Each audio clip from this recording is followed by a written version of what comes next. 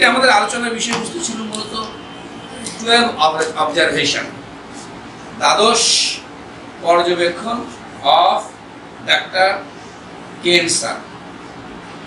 Doctor jetty কেন স্যারের 12টা observation আছে, যেটা আজকে আমরা আলোচনা করতে চেয়েছিলাম। 12 observation of James Tyler Kent. এইটা সাধারণত রোগীর পরবর্তীতে প্রথমবার যখন আসে তখনকার জন্য নয়। হ্যারিংসের ল অফ কিওর এবং ডাক্তার কেন স্যারের 12 অবজারভেশন, এটা কিন্তু রোগী প্রথম যেদিন আসে সেদিনকার নয়, এরপরে যতবার আসবে ততবারই এটা প্রযোজ্য। প্রথম দিন ভুলভাল যাই দেন না কেন আপনি কোনো সমস্যা নেই, পরে যদি ভুল হয় সমস্যা। এই পরের প্রেসক্রিপশন করার জন্য 12টা নীতি আছে। এই 12টা নীতিকে বলা হয় কেন্টের 12 অবজারভেশন, যেটা হ্যানিম্যান স্যারের বিভিন্ন তথ্য থেকে অর্গানন থেকে উনি কালেক্ট করে সাজিয়ে সুন্দর করে আমাদের জন্য উপস্থাপন করেছেন।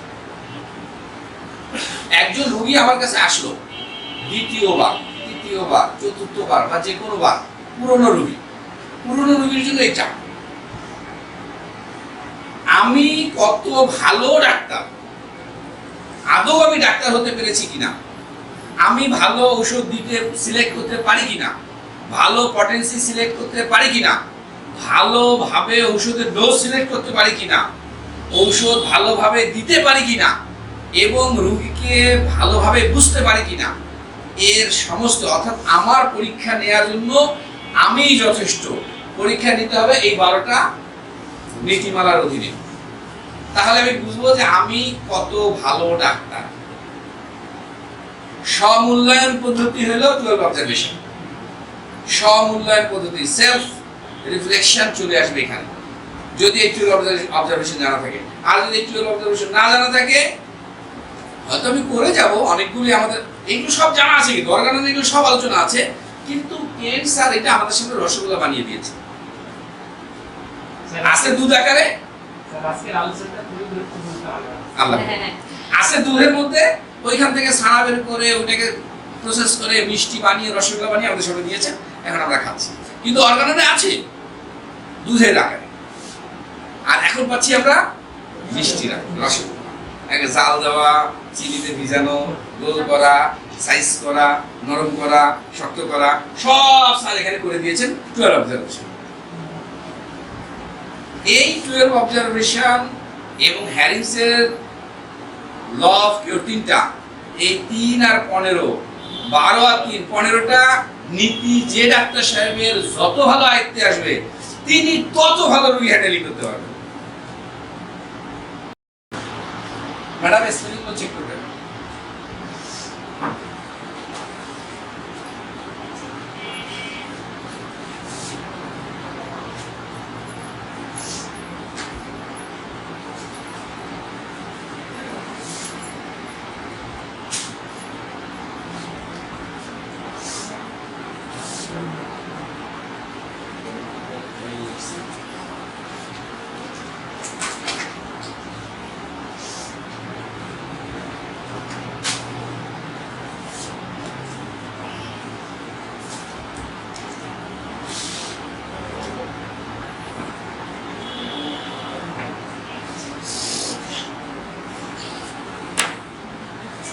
A prolonged aggravation and final decline of the patient. এটা হচ্ছে 1 নাম্বার অবজারভেশন কেন স্যারের। লং থেকে প্রলংড, দীর্ঘ, অতি দীর্ঘমেয়াদী অ্যাগ্রাভেশন। অনেক দিন থেকে রোগের বাড়াবাড়ি চলছে, ওই অবস্থায় রোগীটা আমার কাছে এসেছে, আছে না 2-4-5 বছর বিভিন্ন জায়গায় ট্রিটমেন্ট করে তারপর আমাদের কাছে আসে। এন্ড ফাইনাল, চূড়ান্ত ডিক্লাইন ঘোষণা হয়ে গেছে, চূড়ান্ত ঘোষণা, যান যা মন চাই খেয়ে নেন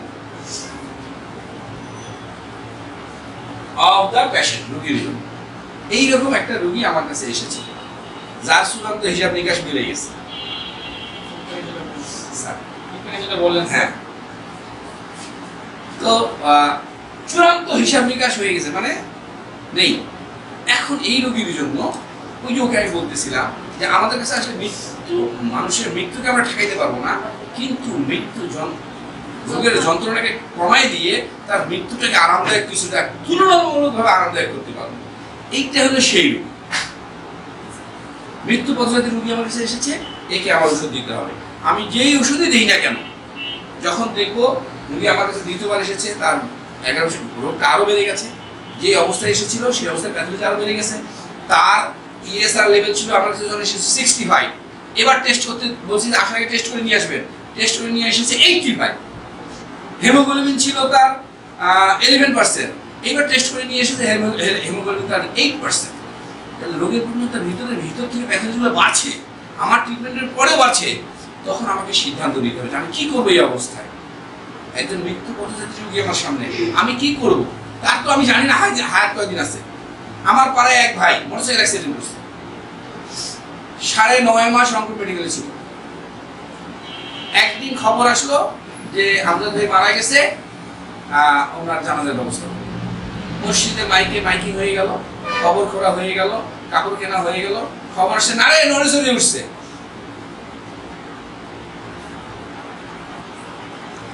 এইটা মিনিমাম আজ থেকে 20 বছর আগের ঘটনা। আর এই রমজানে সেই ভাই মারা গেল, এই ডিসেম্বর রমজানের এই ডিসেম্বর। আমি ছিলাম না রমজানেই তো, সরি রমজানে, হ্যাঁ আমি ছিলাম না, ওই যে এতে কাপে গেছিলাম, এসে সুযোগই মারা গেছে 20 বছর পর। সুস্থ সবল অবস্থায় সে সারা জীবন কাটাইছে। তো কার হায়াত কতটুকু আমরা কিন্তু জানি না। যদিও বলে দিই 72 ঘন্টা, আমাদের জ্ঞান মেধা অভিজ্ঞতার আলোকে বলে দিই, বাট হায়াত তো আল্লাহ পাকের। আল্লাহ পাক মৃতকে জীবিত করতে পারেন, জীবিতকে মৃত করতে পারেন। আমরা যেহেতু জানি না, আমরা চিকিৎসা করি। আমাদের মাথায় কখনোই এটা ঢুকাবো না যে কয়দিন বাঁচবে, কয় ঘন্টা বাঁচবে।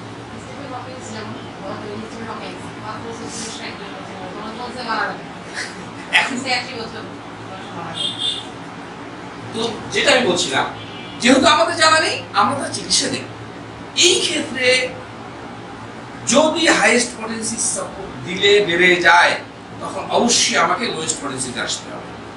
01, 02, 03, 05, 06, 07, 08, 09, 1 to 9 এর মধ্যেই আমাকে ঘোরাফেরা করতে হবে।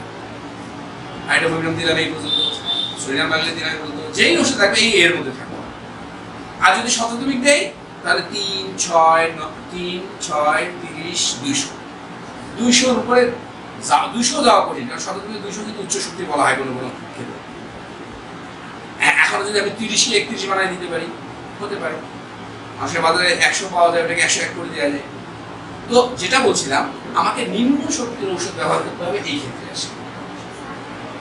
আর যদি দেখা যায়, যেহেতু বর্তমান জমানাটা ক্রিটিক্যাল জমানা, মানব দেহ সম্পূর্ণ ক্রিটিক্যাল, আগের সমস্ত ল মানব দেহ থেকে দূরে সরে গেছে। আগে দেয়া যত ল আছে, কোনো ল এখন মানব দেহের সাথে অ্যাডজাস্ট হয় না। মানব দেহ এতটা ক্রিটিক্যাল হয়ে গেছে। যেমন আমরা জানেন আপনারা, আমরা গম খাই, গম খাই না, প্রচুর খাই, সব খাবারই গম। পৃথিবীতে যত জেনেটিক্যাল চেঞ্জ এসেছে, এই যে গরু হাইব্রিড হয়েছে, ধান হাইব্রিড হয়েছে, মাছ হাইব্রিড হয়েছে, মুরগি হাইব্রিড হয়েছে, সবার কিন্তু মূল জেনেটিকটা ঠিক আছে। গরু অন্য কোনো প্রজাতি না, কিন্তু গমের এত বেশি ভেরিয়েন্ট করা হয়েছে, করতে গমের যে গমের যে মূল জেনেটিক্স, গমের যে মূল আল্লাহ প্রদত্ত গম, সেই গম আর এখন নাই। এখন গম কিন্তু বিশেষ এক ধরনের ঘাসের বীজ। এই জন্য দেখবেন যারা গম জাতীয় জিনিস বেশি খায়, তাদের মেন্টাল অ্যাগ্রাভেশন বেশি হয়।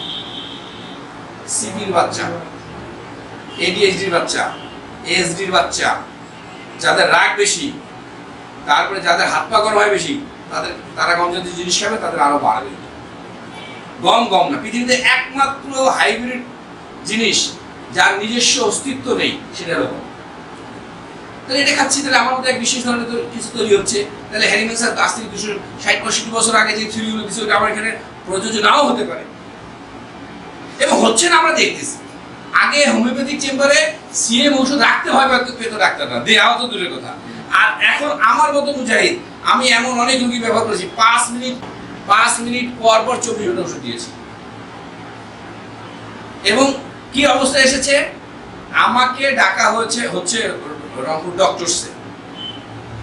আমি বাসায় বাইসাইকেল নিয়ে বের হয়েছি, কারণ রিক্সা চলে না, গাড়ি ঘোড়া চলে না, রাস্তায় রাস্তায় ব্যারিকেড, বাঁধ, লোককে বেরোতে দেয় না।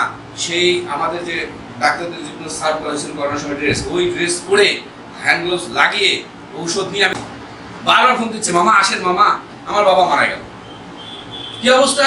যখন আমি কাছারি বাজারের কাছে, সরি, যখন আমি বাসা থেকে বের হইলাম, তখন রিং দিয়ে বললো ওনার অক্সিজেন লেভেলটা নেমে 26-এ আসছে, বিপি পাওয়া যাচ্ছে না। আমাকে ফোন দিয়ে কেঁদে গেল, মামা বাবাকে মনে হয় আর আপনি পাবেন না। আচ্ছা, আমার তো এর চেয়ে বেশি কিছু করার নেই, রিক্সা চলে না, গাড়ি ঘোড়া চলে না। ওই যে সাইদ ভাইয়ের আপন মামা মেডিকেল করোনা অ্যাটাক করে আসছিল, গেলাম, নার্স দিয়ে ভর্তি, ওরা তো আমার ওষুধ খেতে দিবে না।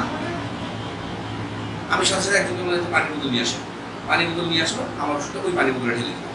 মানে আমি নিয়ে গেছিলাম কিসের তখন স্নান ব্যবহার কিনা জানি না, ওদেরকে ওখানে পানি আনতে না, ওই পানিগুলো আমার ওষুধ দিয়ে মিক্স করে বলুন এখন খাওয়াবেন না, শুধু শরীরে ঘষা। 5 মিনিট পর পর শরীরে ঘষা শুরু হয়ে গেছে। ওই একজন মহিলা ওখানে ছিলেন, বলতেছে যে সাইদার কোম্পানি একটা লোকে এত দেরি করে পাঠাইল। এরপরে ঘন্টাখানিকের মধ্যেই দেখা গেল তার বিপি শো করতেছে, অক্সিজেন লেভেল বাড়তেছে। আমি যখন তাকে রেখে আসছি প্রায় 3-3.5 ঘন্টা পর, মাগরিবের আগে আগে, তখন তার 96%। 5 মিনিট পর পর দিচ্ছে যেহেতু খাওয়ানোর সুযোগ নেই, মুখে ইয়ে দিয়ে রাখছে, যে অক্সিজেন দিয়ে রাখছে, খালি ঘষতে হচ্ছে 5 মিনিট পর পর হাতে গ্লোভস লাগাবেন আর ঘষবেন।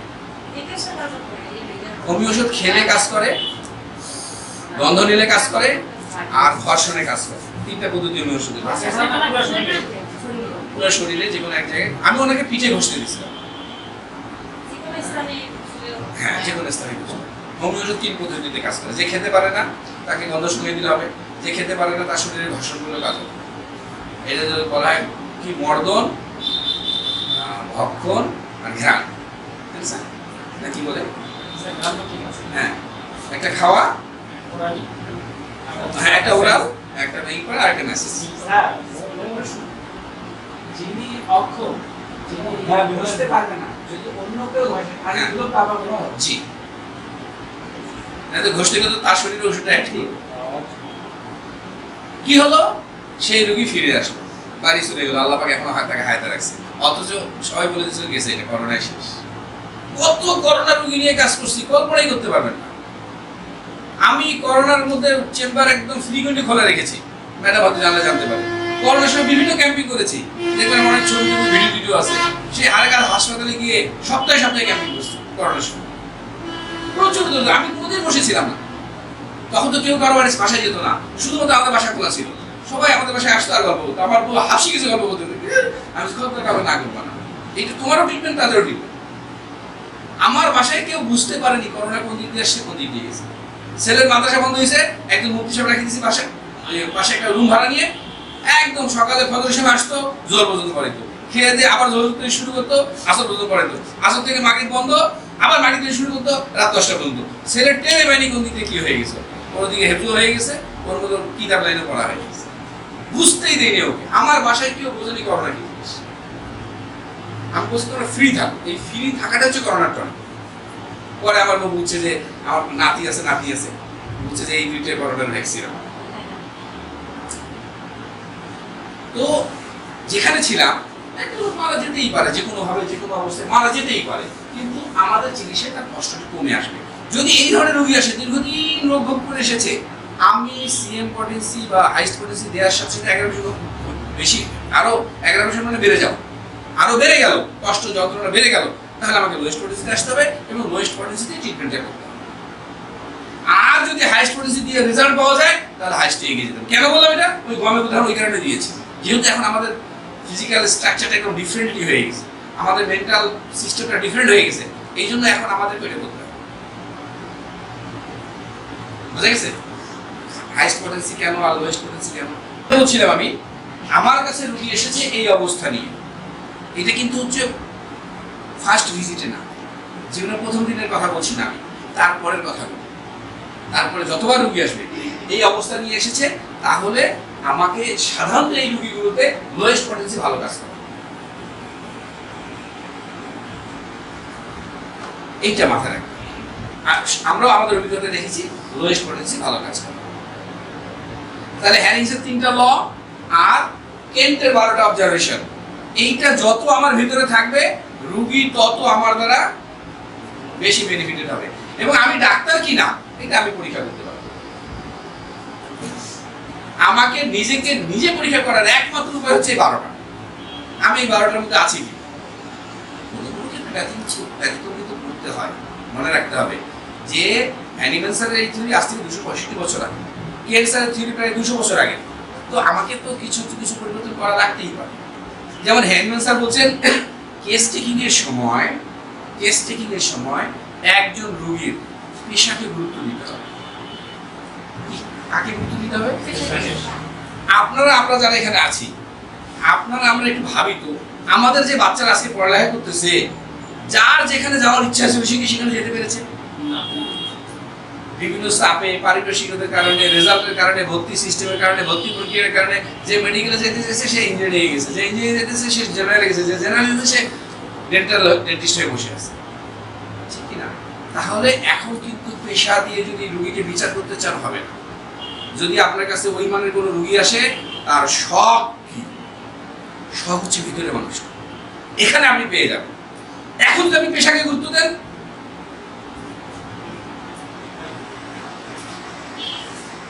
আমাদের মধ্যে অনেকেই আছে আমাদের এই পেশাটা ইচ্ছে ছিল না, হয়ে গেছে। আমি কোনোদিন টিচার হব আমার খুবই ভাবনার মধ্যে এটা ছিল, কিন্তু এখন যেখানে টিচিং করে ওখানে টিচার হব ওটা আমি কোনোদিন জানতামই না। চাকরিতে ঢুকে ওই সিস্টেম, ওইখানে কোন ক্লাসকে কি বলে এগুলো মুখস্থ করতে আমার 6 মাস গেছে। আমি কোনোদিন ওই পদ্ধতির কথা শুনিনি ছোটবেলায়। তাহলে আমার চাকরিটা এক ধরনের প্রেশারমূলক, ওইখানে ওই আমার পেশা দিয়ে আমাকে সব বোঝা যাবে না। একজন লোক পড়ালেখা করছে, সব করছে, হঠাৎ করে তার পরিবারে একটা সমস্যা দেখা দেওয়ার কারণে সে চাকরি বাকরি করতে পারে নাই বা করে নাই। এখন সে কি করে? একটা পেঁয়াজির দোকান খুলে পেঁয়াজির ব্যবসা করে। তার ওই পেশা দিয়ে কি তাকে মাপা যাবে? ব্যতিক্রম আছে, আর এই ব্যতিক্রমের জন্য চোখ কান নাক মুখ খোলা রাখতে হবে। এখানে আলোচনা হয়নি, আমি ওই অনলাইন ক্লাস আসলে আমাদের 6 সেন্সকে অ্যাক্টিভ করতে হবে, যথেষ্ট সচেতন হতে হবে, সজাগ হতে হবে, চালাক। তো আমি এটা শেষ করতে যাচ্ছি, 2 নম্বরে যাবো ইনশাআল্লাহ। এটার ব্যাপারে কারো কোনো প্রশ্ন থাকলে করতে পারে।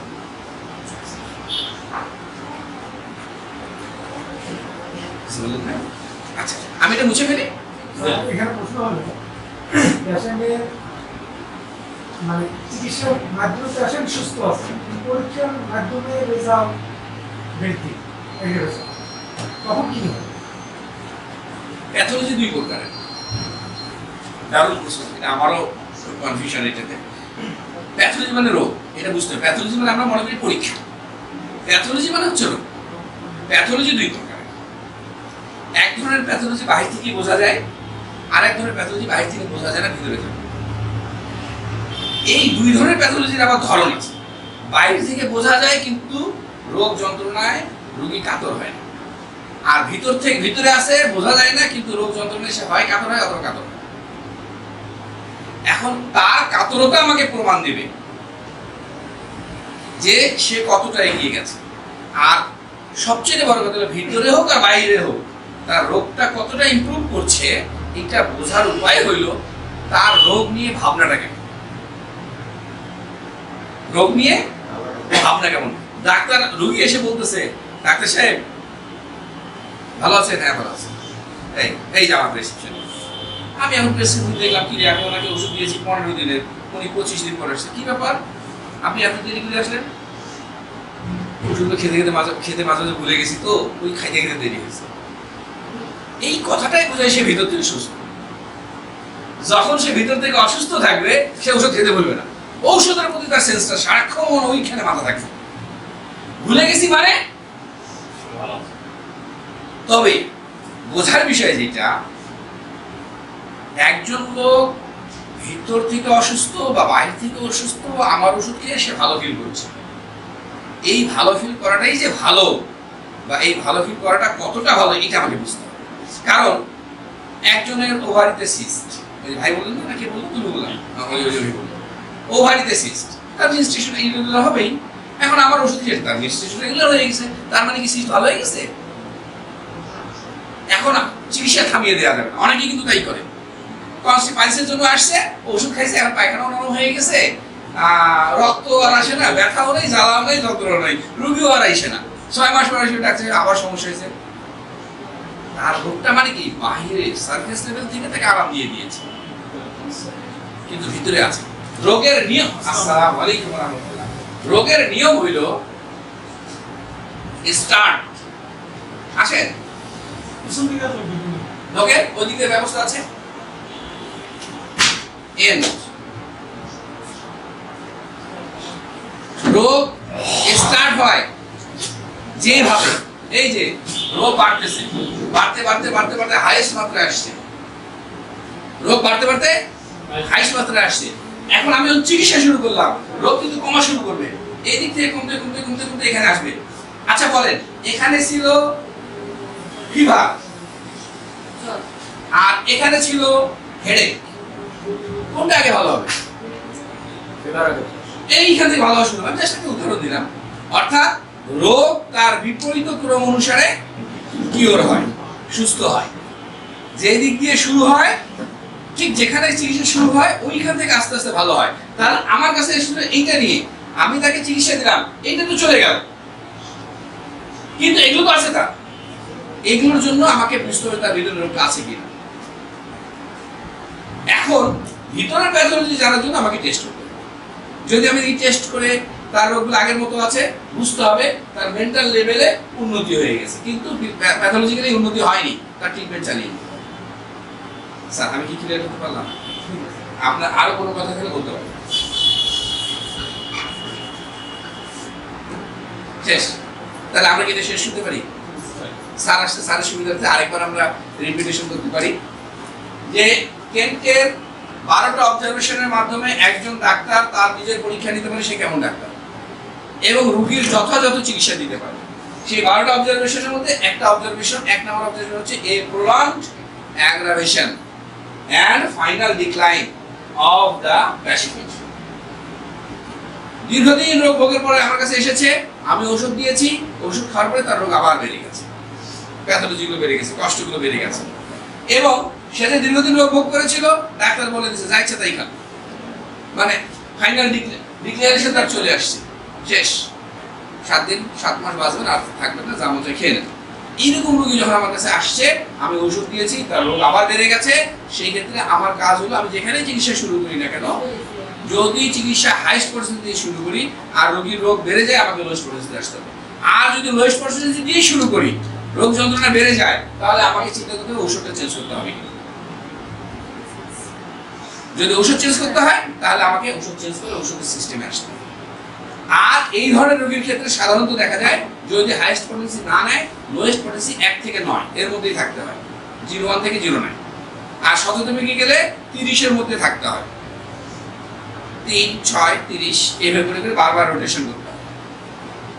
এইটা হলো এই সূত্রের মূল কথা। তাহলে আমি 2 নম্বর সূত্রে যেতে পারি।